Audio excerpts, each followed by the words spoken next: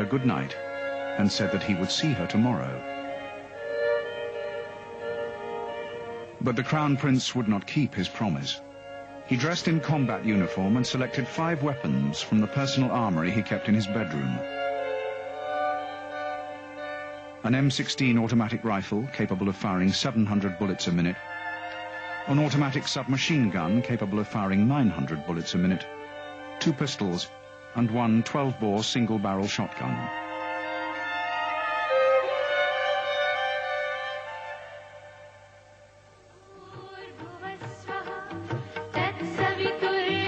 When Dipendra was 5 years old, the family celebrated the arrival of his baby sister, Princess Shruti. As heir to the throne, the Crown Prince would receive special treatment. He was always set apart from his sister and his younger brother, Prince Nirajan. The king, a would-be modernizer, wanted his son to be educated outside the confines of the palace walls. Dipendra was sent to an English-style boarding school in the Kathmandu Valley. It was a different world from the cloistered palace. For the first time in his life, the young autocrat came into contact with his subjects. Initially, he seemed stunned. But the young prince's self-confidence returned when he began to excel at sports.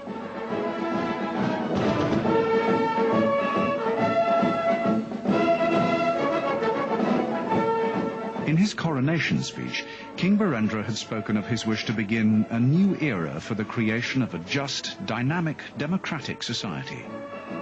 He hoped that his son's Western-style education would help mould a modern monarchy to lead a modern country.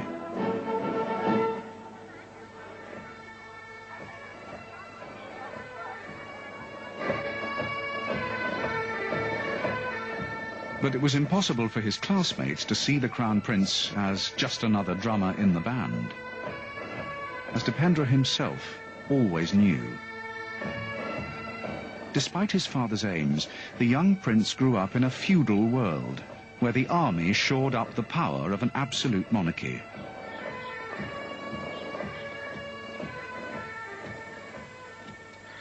Even Dipendra's karate instructor deferred to him.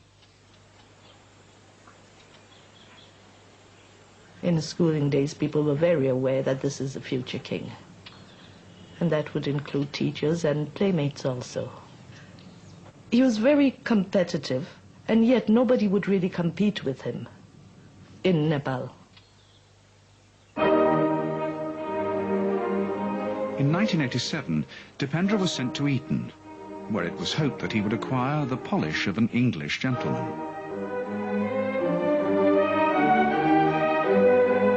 He was quite rough, really. He wasn't clever with words like most boys were. You know, most boys sort of, it was cool to be a little sharp with your wit, and he wasn't sharp-witted.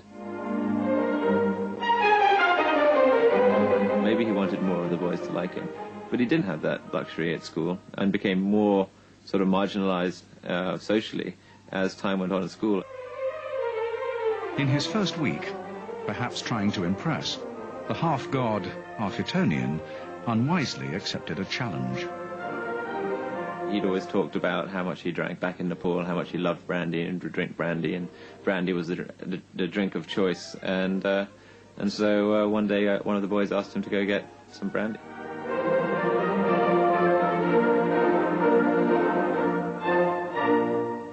The fellow Etonian sold the story. For the Crown Prince, it was a lesson on the attitude of the modern world to monarchy. From that moment on, Dipendra learnt to give nothing away. He did bottle up his anger over particular situations and then did let loose fairly fiery on 1 or 2 occasions. I only witnessed it really in the context of karate matches where something had gone wrong and we'd lost or not done as well as we might. He waited until the next week to tell people what they'd done wrong in no uncertain terms.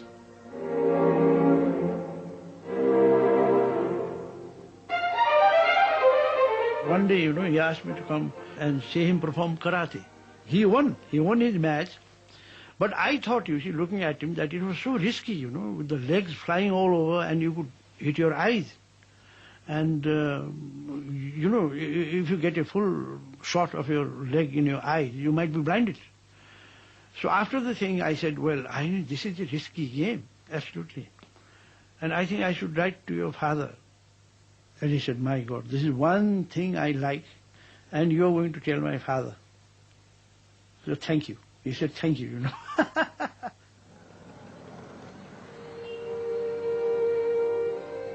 At 8:30 p.m. on June the 1st, 2001, King Birendra was the last to arrive at the family party.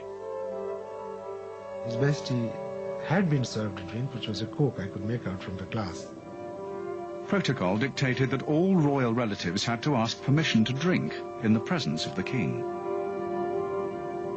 Okay.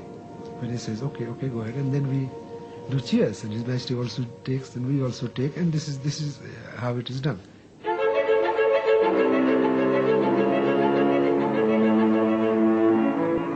Then suddenly I hear, behind my back, footsteps. It was my sister who was with me, and I said to her, isn't he getting a bit too old to dress up like this? And she agreed with me, and so we were watching him go towards his father. And I thought he was coming to show his father the guns. And so did the king. He took a step forward because he thought his son wanted to show him something. And he just lifted the gun and shot him. Now I started looking at His Majesty because I was already talking to him. It looked all right for a second. Then I see him sliding on the right side, while standing, just leaning towards the right side. And while this was happening, I saw streaks of blood on the right shoulder. It just seemed so shocking for everyone in the room. Something which is not conceivable. There was some screaming initially, but after that everyone was just looking around, looking at His Majesty, I guess. I mean, nobody actually, had the presence of mind to do anything other than that.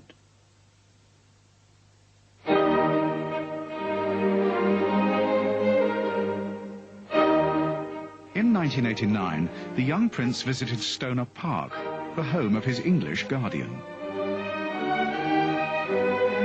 It was here that he was introduced to a girl who would change the course of his life and the history of his country. Her name was Devyani Rana. She was from a clan whose rivalry with members of the royal house of Nepal went back generations. She's a very bright, intelligent, somewhat headstrong girl with a mind of her own. She's not one of those traditional sort of girls who prepare to just sit and do what the parents or anybody else wants them to do. I remember Dippy telling me that he had fallen in love with her, then. He told me many times that, she's sort of perfect. And I would love to spend, time with her and spend my life with her. He was very keen to marry her for that reason, because he wanted her to be his wife and to be the queen perhaps one day. But Nepal already had a queen, and she was making her own shortlist of suitable girls for her son. As far as the queen was concerned, that choice was hers and hers alone. In January 1990, the Queen guided the young Etonian through a series of ancient Hindu ceremonies that would prepare him for adulthood and marriage, before a bride had even been chosen. It was an opportunity for Nepal's ruling family to display their wealth and power.